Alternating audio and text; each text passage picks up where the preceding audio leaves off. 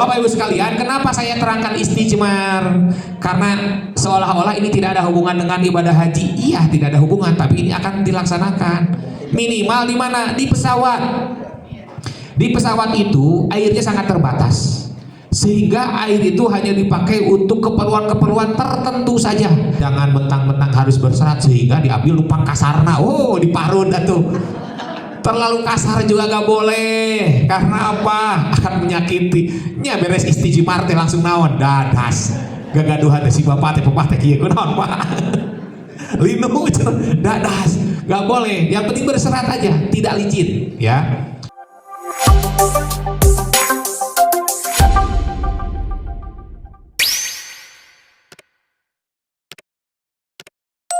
Yang kedua yang harus kita pahami itu ialah apa? Istijmar.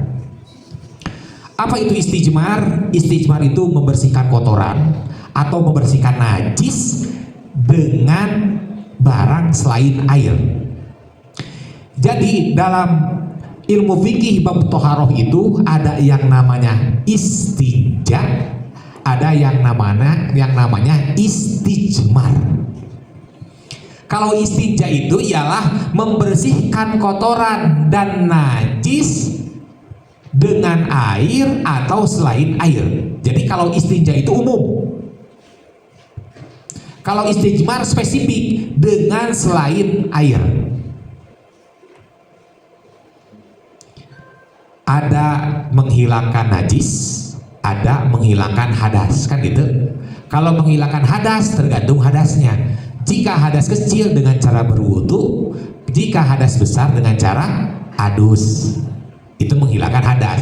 Kalau menghilangkan najis bisa istinja, bisa istijmar. Istinja itu dengan air atau dengan selain air. Kalau istijmar spesifik menghilangkan najis dan kotoran selain dengan air.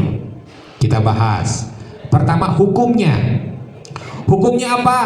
Hukumnya istijmar itu seperti tadi kan, aya anu wajib, aya anu mubah, aya anu sunat dan sebagainya. Yang pertama, hukum istijmar itu wajib dilakukan tatkala memang tidak ada air. Kita beres BAB, kita beres buang air kecil, teu aya cai pikeun ombeh, maka gunakanlah sebarang selain air. Apa saja? Bisa batu, bisa daun, bisa kayu, bisa tisu. Nanti ada persyaratan. Barang-barang apa saja yang bisa dijadikan alat untuk istijmar. Nah, jadi ini hukumnya pertama apa? Wajib tatkala tidak ada air, jadi tidak ada pilihan. Jika tidak ada air, maka hukum istijmar itu wajib. Yang kedua, hukumnya sunat.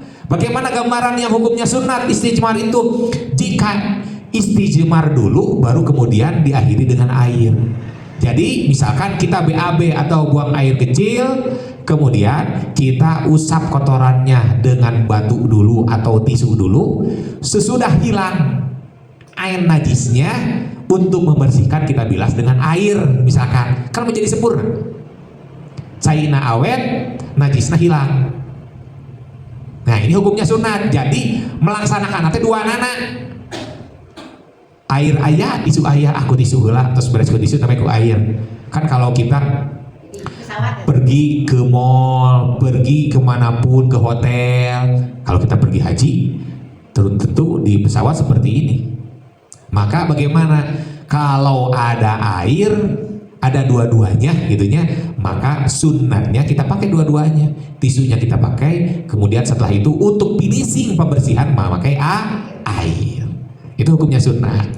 Ada hukum yang ketiga, hukumnya apa? Mubah. Mubah mah boleh.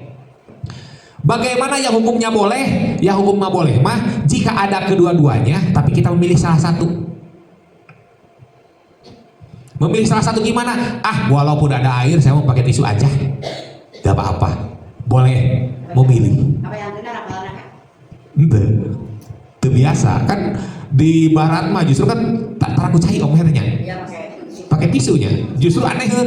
Justru upama gue cai aneh kan. Cenah kieu. Henteu tisu kering. Tisu kering langsung dikitu gitu. Nah, Yang hukumnya mubah itu kita memilih mau air atau mau memakai tisu atau memakai batu, boleh.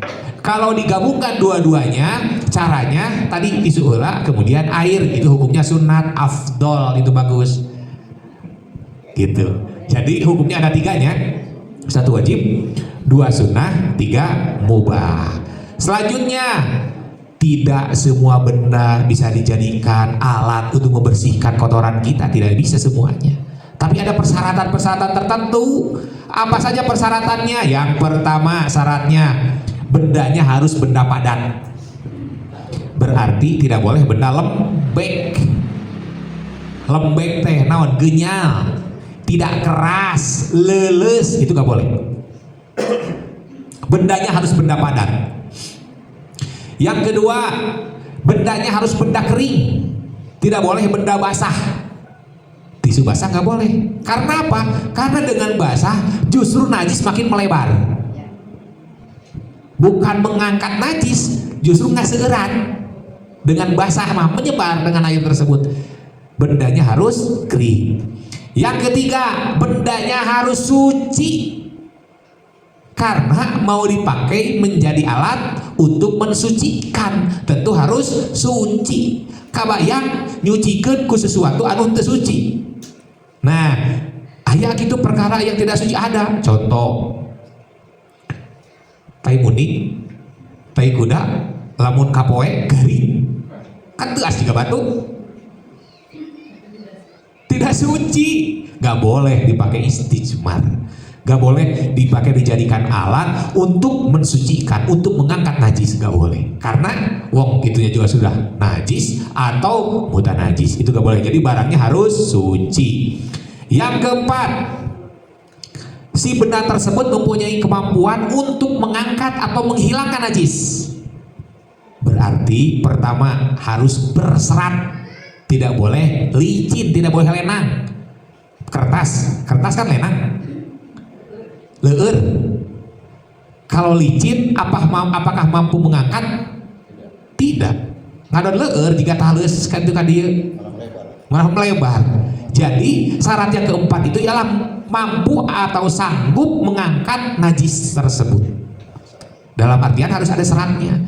Tapi jangan mentang-mentang harus berserat sehingga diambil lupa kasarna. Oh, diparun atuh. Terlalu kasar juga gak boleh. Karena apa? Akan menyakiti. Nya beres istijmar teh langsung naon? Dadas. Gagaduhan si bapak teh pepah teh kieu kunaon Pak? Linu dadas. Gak boleh. Yang penting berserat aja, tidak licin, ya. Itu yang keempat. Yang kelima syaratnya, bukan benda mulia, bukan benda yang dihormati. Apa? Bukan makanan. Gak boleh sama makanan. Misalkan buah-buahan kan makanan. Seperti naon, seperti waluh di Tasikmalaya sebatnya teh waluh, di dieu mah lecet. Nah, lecet itu berserat. Dijadikan nggak boleh karena itu benda mulia, makanan. Atau misalkan benda mulia teh memang betul-betul perhiasan, emas, perak, permata, berlian, nggak boleh. Walaupun iya mah emas teh nggak licin, ada seratnya karena belum masih mentah gitunya, tetap nggak boleh. Atau tulang juga gak boleh. Misalkan ini mah tulang teh enggak licin, aya seratna, tetap gak boleh karena itu termasuk barang mulia. Kan kehormatan manusia itu salah satunya harus kita pelihara, baik dalam keadaan hidup ataupun walau sudah meninggal. Itulah enaknya Islam. Lihat agama nu lain mah mulia itu tatkala hidupnya saja, tatkala dia meninggal mah dibaledogkeun, diduruk geuning. Tapi Islam harus menghormati walaupun sudah meninggal. Ya, boleh. Asal memenuhi syarat ini. Yang pertama padat, kering, suci, ngangkat najis, benda mulia, dan terakhir yang keenam syaratnya adalah minimal 3 usapan. Dalam artian satu benda yang mempunyai 3 permukaan minimal. 3 permukaan. Jika batu misalkan batu teh dina bahasa kita masuk kayak ginian, batu hiji anu juruna tilu atanapi batu natilu. Batu 1 bulat misalkan, 1 nate bulat, maka harus ada 3, ini minimal. Atau batunya cuma ada satu tapi ada 3 penjuru segitiga atau kotak batu teh, berarti ini sudah melebihi minimal ada 4 permukaan kan gitu. Artinya apa? Artinya minimal harus 3 usapan di tempat yang berbeda, makanya ada 3 permukaan itu. Jadi kalau tisu mah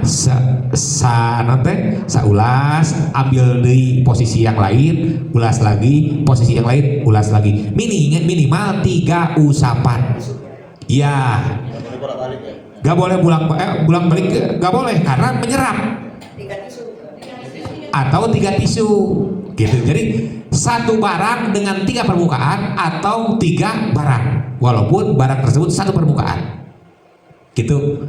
Ini minimal. Bagaimana kalau sudah memenuhi standar minimal ada 3 permukaan, akan tetapi najisnya belum terangkat juga?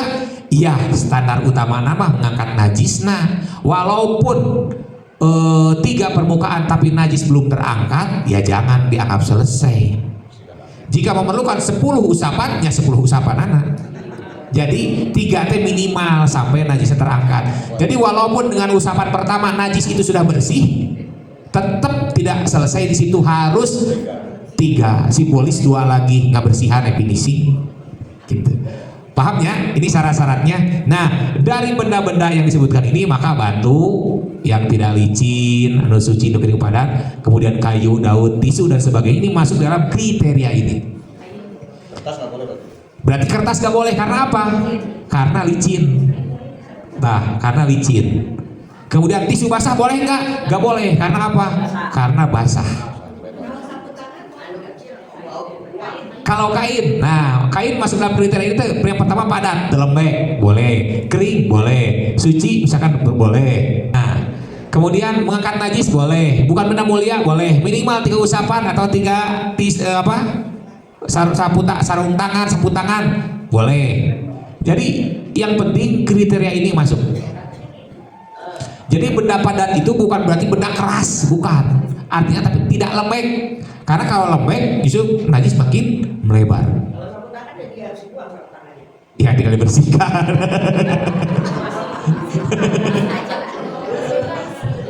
Nah, Bapak Ibu sekalian, kenapa saya terangkan istijmar? Karena seolah-olah ini tidak ada hubungan dengan ibadah haji. Iya, tidak ada hubungan, tapi ini akan dilaksanakan.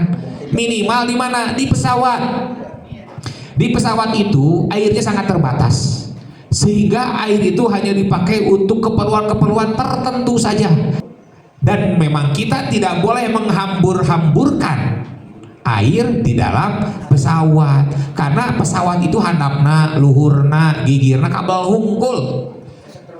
Jangan ngerasa seperti kita di rumah, babasihan wae, war bajur, blok bajur, war, jangan. Itu kayak ucapan asret kan, walaupun di toiletnya di pesawat itu gak boleh karena bisa ada rembesan air. Di bawah kita itu ada kabel-kabel hungkul gitu. Nah, jadi ini harus diperhatikan. Dan ini juga bisa dipraktekkan bukan hanya kita dalam keadaan bepergian mau berhaji saja. Ini kan wajib, sunnah, mubah, ini tetap terikat ke orang. Sehari-hari pun kita bisa melakukan ini. Sunnahnya istijmar dulu, baru dengan air, dengan istinja gitu. Cuman pedah diterangkan teh jarang ada KBIH yang menerangkan ini, padahal ini berkaitan, suka dilaksanakan. Karena yang kita lakukan itu harus tahu hukumnya. Sering kita melakukan teh, masuk ke hotel, masuk ke mall, ombeh ku tisu, tapi kita tidak tahu hukumnya apa. Sangka anak teh biasa normal. Kita harus tahu ini namanya istijmar.